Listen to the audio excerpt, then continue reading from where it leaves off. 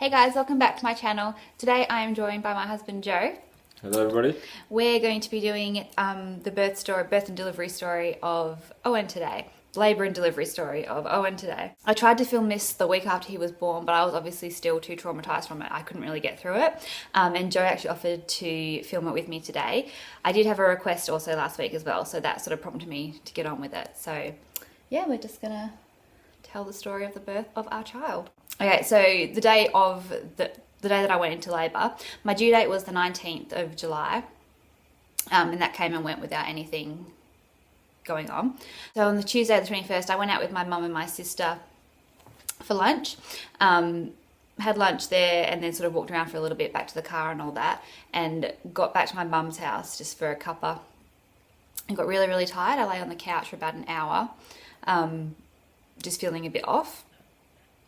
Then eventually came home, I think I got home about 4 o'clock that afternoon, still feeling a bit off. I think, did I message you? Yeah. And say that you said you felt that something might be happening and going down. Yeah, and I had things I needed to do before the delivery, obviously. I had to get the car seat in the car, which I hadn't done. Which I've been asking for a long time. Yeah, and then we had to, the deadline for Taylor's enrolment into kindy next year was, I think, that day or the next couple of days. So I messaged Joe and said, I think this might be happening, so I better get the car seat in the car and do the enrolment. So if you want to take Taylor for a little while this afternoon while I can do that, that would be great. So did all that while feeling really faint contractions, really, really faint. And I couldn't tell if they were consistent or not. Got to about 5 o'clock and I thought, yeah, these are probably contractions and they're consistent. They weren't particularly painful. They weren't painful at all. They just sort of felt like, very mild period pain. It was a bit different than last time, I think. Yeah, similar. Like I start gradually. My water doesn't break first or anything. It's a gradual contractions that start. So we called your mum first, didn't we, before we called the hospital? Because Joe's mum was going to be taking Taylor for the night or for whatever it is that I happen to deliver. And my mum was coming with us to the hospital. So we called his mum and said, maybe come and get Taylor now. So she came round. She was here for an hour or something, wasn't she? Yeah, well, it wasn't going so fast, so... No. And we didn't want her to go, really, because yeah, we were like a bit...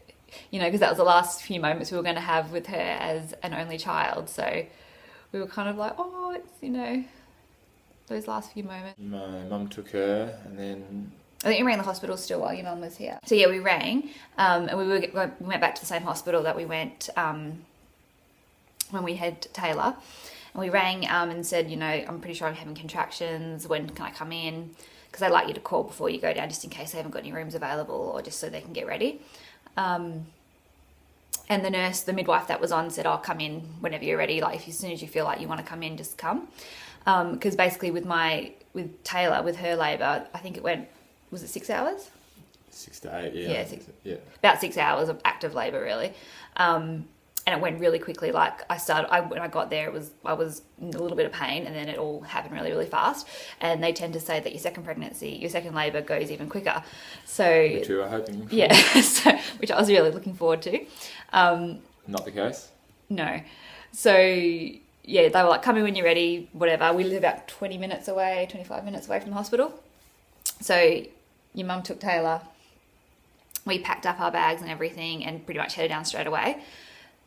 So do you reckon what time was it? We got there about 8:30-ish. 8:30-ish. Very similar to the time we went with Taylor. So it was the same. Like it was, it started in the afternoon, early evening, and then, laboured through night or whatever. So, did I make dinner that night? So we got to the hospital. We walked into through the entry door, and the midwife that we had when we gave birth to Taylor was standing at the door. And deja vu. Same nurse, same time of night. Same thing.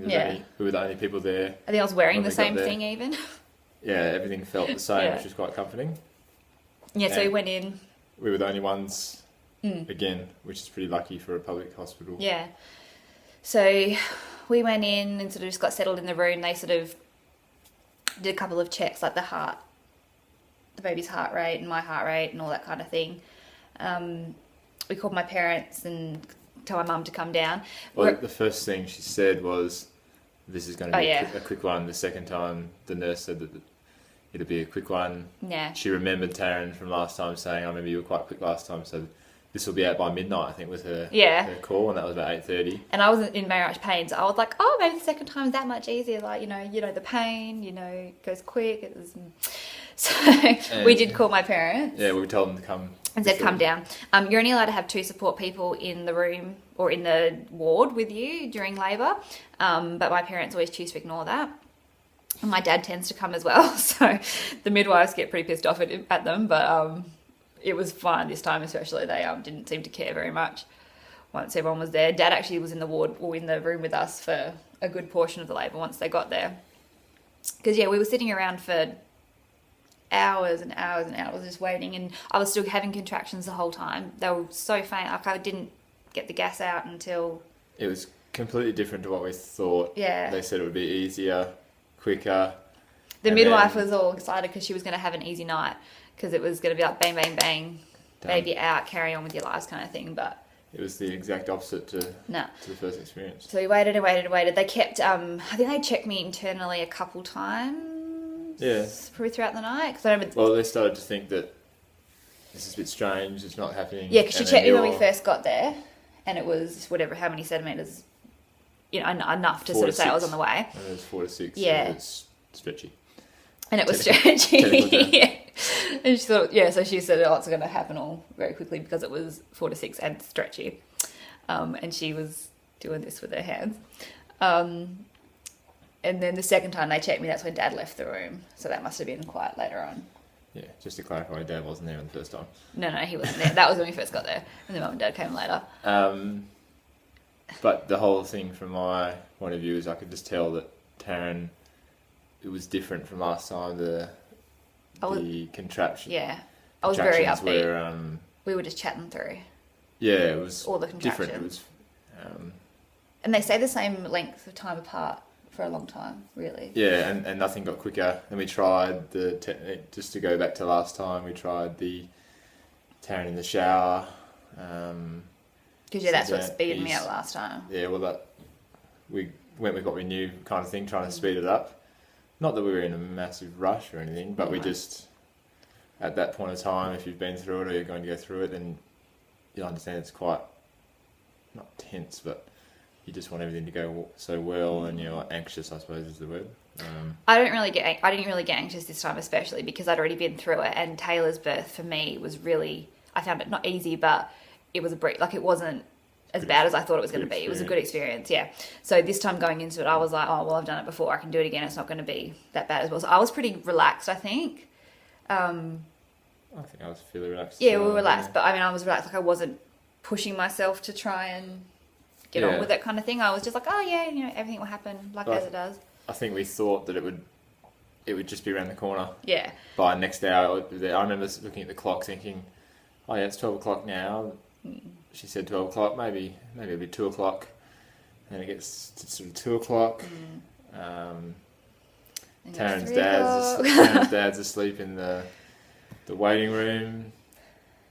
We're just sitting there, really, weren't we? Yeah. A lot of just sitting there, and even it was tiring after I'd been at work. Yeah. And my contractions were not that bad. Like, they started to hurt me, I reckon, about 2 or 3 o'clock. Yeah. But considering it still wasn't that bad. He was meant to be out by 12. Yeah. That was what was baffling. And then the midwife was kind of sharing. She was like, oh, I don't know what's going on. This is a bit strange. And not in a nervous way, but at that point. Anyway, it was unusual. She said it's a bit unusual, but she wasn't stressed. No one was stressed. It was kind of like, oh, it'll happen. I think she just wanted to get it done so she could relax for the rest of the... I don't even think you had gas then, really. Nah. You might have started about 2 or 3 o'clock. Yeah. Not like last time. I wasn't freaking out because I had no gas. So about 5 o'clock in the morning, the midwife that we had, she wanted to get a second opinion on what was going on with me down there. They had also said that Owen's head was to the side of my pelvis rather than being, right in the middle where it needs to come out. It was there. He came and then he started over there, came in the middle, and then sort of went back over. So he wasn't in the prime position to ripen my cervix. any more than it already was, kind of thing. So he was chilled out coming out as well. And the cervix at this point was still 7, But stretchy. So, so about 5 o'clock, the midwife got I don't know, she was a doctor, wasn't she? Yeah. Yeah. The midwife, the bit funny thing was the midwife was kind of not desperate, but she really wanted to be there to deliver both our babies. Yeah. She knocked off at 7, I think. Yeah. Something like that. So Yeah. she was starting to think, oh no. Yeah. And then we were starting to think, oh, we really want this to happen with her because she was really cool. And Yeah. And I think it started, my progress even started slowing down because my body was tired at that point. So you were nibbling on crackers, having a bit of lemonade, bit of water, and then you started to get really tired. Yeah. I think I fell asleep for like 2 minutes, like sitting there. You did. It was Didn't funny. even know. Just. And Mum was very impatient as well, so it was all getting very. Everyone was That like, "Come on, funny 'cause Taryn, let's go." Yeah, we were kind of like, "Come on, let's go." And then Mum was trying to she was like, "Come on, Taryn," like she was trying to amp me up and stuff, and it just wasn't happening. And even the midwife was like, "Come on, if you're not gonna do it yourself, we're gonna." Yeah. She was trying to scare me into going into labour, basically. Can't remember what she threatened with, but So then about 5 o'clock, she called in this other doctor, who was going to also do an internal and just sort of see what she thought about my dilation at that point. And then if I wasn't, she was going to talk about maybe breaking my waters at that point as well, if she felt that was something that she wanted to do. Which is what happened with Taylor, wasn't it? No, my waters broke by themselves with Taylor. Oh, yeah. The threat of the scoop thing. So pretty funny. when she said that, I was any guys watching, it's actually pretty. You think it'd be, but all it is just a little hook. Oh, I don't even talk about it. It's so gross. All they do is literally just nick it. So so she came and did an internal, and then she had me on the gas because her hands were like as far up as they could go, basically. So that was not something you can just breathe through. So I had the gas, so I was fairly, and I was breathing it constantly. I wasn't having a break, so I was fairly out of it. I was really, really spacey, and then nothing really changed. I wasn't even aware that she'd broken my waters until I remember her saying. I didn't realize what she was doing, and she was like moving his head. Oh my god, it was. But you were still horrible. After she left, you went into almost back into a bit of a lull period. Yeah, not very long though. No, but then it started. Yeah, That's so then when it all went. The next contraction that I had after them breaking my waters was the most intense pain I've ever felt in my life. And you would have heard. I'm surprised people didn't hear it across the country. Like, I'm a fairly quiet person usually. Like, I don't really, and when I'm angry or frustrated, I don't make noise. I just get quiet. And even when I was eating birth to Taylor, I didn't make much noise or anything. But this contraction, damn, this was. I didn't even know I could make these noises. Yeah, so it all happened very far from now, and it was just kind of like these gut-wrenching screams that.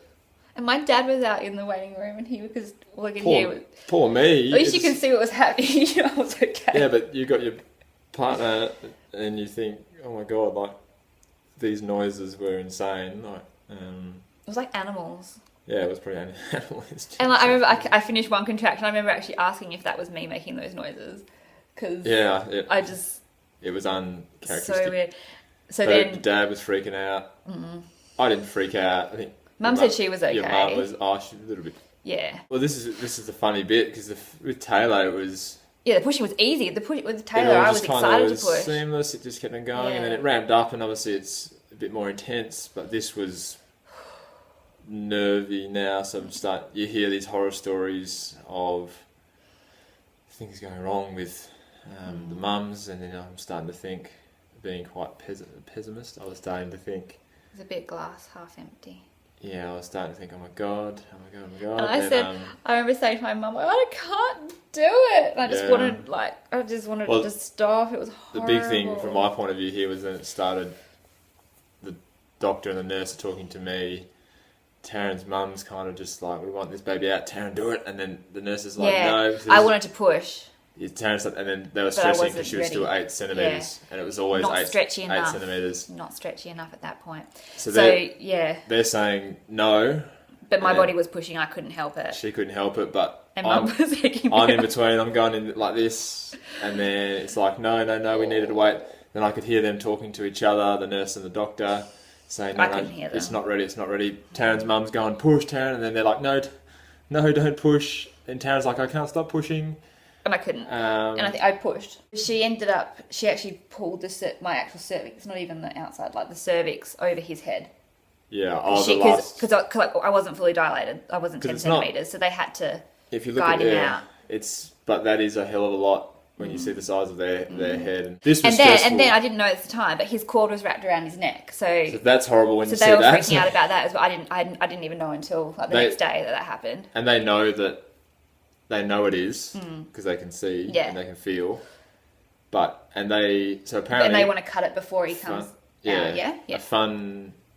No, but they need to cut it when it comes out straight away. But a fun fact is apparently the nurse reckons in her experience 1 in 2, 1 in 3 kids comes out with a cord around their neck. But it's really, Taylor didn't. Taylor had she had a tiny... Yeah, Taylor had like a really short umbilical cord, like it was... Tiny, like really tiny. Yeah. But this one came out, so the body's all blue and obviously oxygen supplies. And he didn't cry. Didn't cry. And when they pulled him out, they gave him straight to me, obviously. I could see his face, so I could see that he was alive, but you couldn't see his face, and he wasn't crying, and he was blue. Very... So that was... Just the image is kind of there. It's just... But the nurses were really good. They were kind of like, it's all good. It's all good. So then and they gave him to me and he cried. Beautiful. He didn't cry much. He's really chilled out. First thing I said was he looks just like his sister. He looked exactly the same. Like he came out. Could have been twins. He had less hair, but he came out and I was like, I've given birth to another Taylor. This is the funny bit because it's all like, she's done it. And then it was kind of 15 minutes where it's kind of like, beautiful. Yeah, babies lovely. Heavy skin. I didn't cut the umbilical. I wanted to, but I didn't cut this one because... We just spoke for too long and the camera ran out of battery, so sorry about that. I was on the other side, although it would take a couple of seconds max to get around there. She was like, it needs to kind of happen now. So she said, do you want to do it? I said, I think she already gave me a choice. She just said, I'm cutting it now. Yeah. And I said, go for it, because I was just so overwhelmed that Taryn was okay, Babe was okay, and I was kind of in that moment. But then it all started, I reckon it's best if I speak for a bit, because no. So then they came in and started to assess the damaged area and what they would need to do to repair me. And I remember her saying, I was sucking on the gas this time, because last time with Taylor again, I was fine. I didn't need the gas. They just did what they needed to do, and I was all right. But this time they were like, suck on the gas while we're just having a look. So I did. And she said, I could hear her saying, there's like a graze, and it was like 2 grazes or something like that. And I was like, that's fine, because last time I had an episiotomy. So, you'd think that would be worse to fix than just a couple of little grazes. So she started, doing whatever it was that she does. And then she... I think she put the needles in and started stitching, and then she realised that there was a clot in there. This is, so she, very calmly, she was like to Joe and my mum, who were either side of me on the bed, she was like, could one of you please turn around and please press that red button behind you? Yeah. And they were both like, what red button? And they were searching for it. So mum presses whatever button it is that she sees first, which is like the panic button. The panic button. So like, Dad was out in the waiting room still, and he said that all these people just came running past, like as soon as the button was pressed, obviously, and they all like ran in the room, and she was like, no, not that button, not that button. But as it turns out, we needed 2 or 3 of them. Yeah. So then I was kind of out of it from this point. So it was all. This is where it got really stressful. So Owen's out, he's happy. What happened? So he had his first cuddle with Mum. We had a cuddle. He had a feed, I think, didn't he? Yeah, I fed him. He was a hungry little guy. And he so he must have had a little while together. Well, that was the funny thing, because it was like 15, 20 minutes. And then the nurse is like, all right, Joe, take off your top. So I was wearing a jumper, and I was like, all right, go for it. I'd never heard of this before.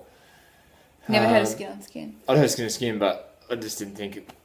The guy. Yeah, just the dad. I wasn't thinking straight either. So she's like, no, get the whole lot off. So there I am. And I could see Joe, like, he had his t-shirt on. He's like, waiting for the baby. And she's like, no, take it all off. So there I am, shirtless. So if there's any guys that watch this, it does happen. I'm sitting there about a metre away from Taryn, 2 minutes away from Taryn, shirt off. He's there, and he was just a peaceful little guy. He was beautiful. Didn't really make too much noise, whereas Taylor was a bit more, we nicknamed her Squawky. Went pretty much straight away because she just had this little squawk. It was so cute. But he was pretty quiet, and he's just sitting there in my arms. Just chilled out. For about half an hour, but I'm loving that time with him, but at the same time, it's quite panicky with Taryn talking about all these blood clots, and it was mentioned, I think, or they told us afterwards that it was mentioned that they might need to rush her to emergency surgery. So my heart rate's up again, and I'm thinking, oh dear, but Taryn didn't really know what was going on. I knew that things were happening, but I was sucking on gas because people had their hands in me. There's probably 4 or 5 people there now. Taryn's mum's freaking out a little, and then they just literally started. So if that's Taryn's belly, they were just pushing and squeezing and pushing down, almost like a CPR motion, and literally trying to flush the clots out instead of having to cut or go to emergency surgery. And it worked. So they basically almost like needled. That's not all they did though. Then they stuck their hand right up into like the uterus. Yeah. And like yanked them out. Yeah. But that happened over like a 5-minute period. I could hear the doctor. He's literally just there in his casuals. Yeah. He's just rocked off the street. So I'm thinking, what the hell's going on here?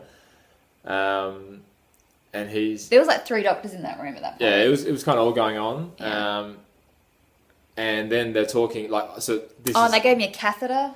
Yeah, well, this is the graphic bit for me. They literally grab the dustbin in the room, medical bin I'm guessing, pull it across, station it underneath Taryn's nose, and this blood is just gushing out. And they're literally just getting like cloths wiping up, throwing in the bin, and blood.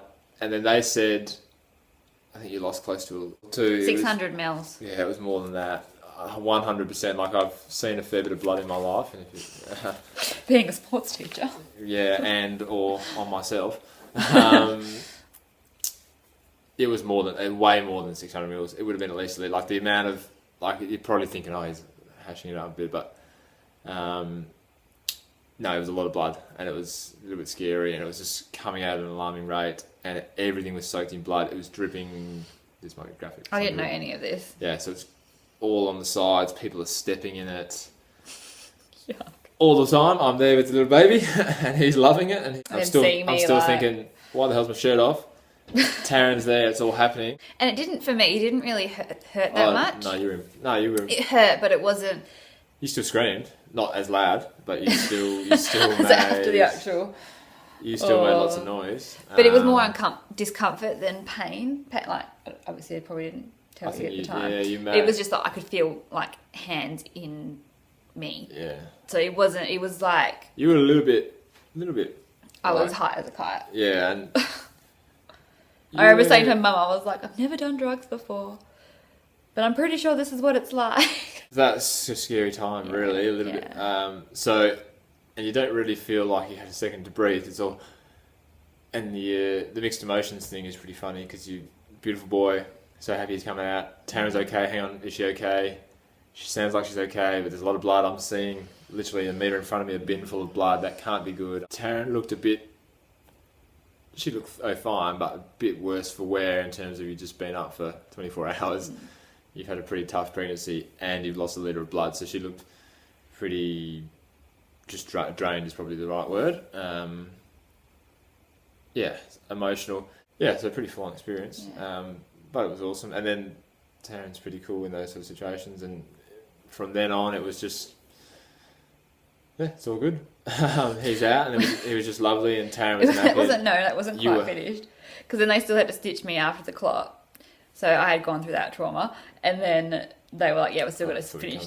Huh? I thought we'd come there. And that was freaking painful. Like, the first time I did it, when I had the episiotomy, and I had anaesthetic both times, like an anaesthetic needle down there. But this time it hurt so much, but it didn't at all with Taylor, so I don't know what the difference was. And it was less stitches this time as well, because like I said, it was just a couple of grazes, so I don't know what that was all about. But I remember they were stitching me, and I was still breathing the gas because it was hurting. And I don't know who she was. She was a nurse or a doctor or something, but she was talking to me. She was doing my drip, I think. She was taking it out or putting it in or something, I don't know. And I said to her, like it was all over, I was like, oh, it's all finished. I was like, I just want to go have a bacon and egg McMuffin. And she was like, oh, that's disgusting. Why would you want to eat that? I was like, love, it's been a long 9 months. After all that. So that's when I noticed the blood, because when I got out of the bed, there was blood splatters on the floor. And I was like, oh. And I think you went to the bathroom. Mum helped me. shower. Yeah, we had a shower. And then I was with Owen getting him measured. And it was funny because he was almost identical to his sister, but I thought he looked a bit bigger. He was a tiny bit bigger than her, but not much. It's just I remember taking him out and then to show Taryn's dad actually while you were there, but not in my arms, pushing him out in his thing, and then no one said anything to me. And then on the way back in, there's a big sign saying, "No, no baby trolleys," whatever they call them, in the walkway.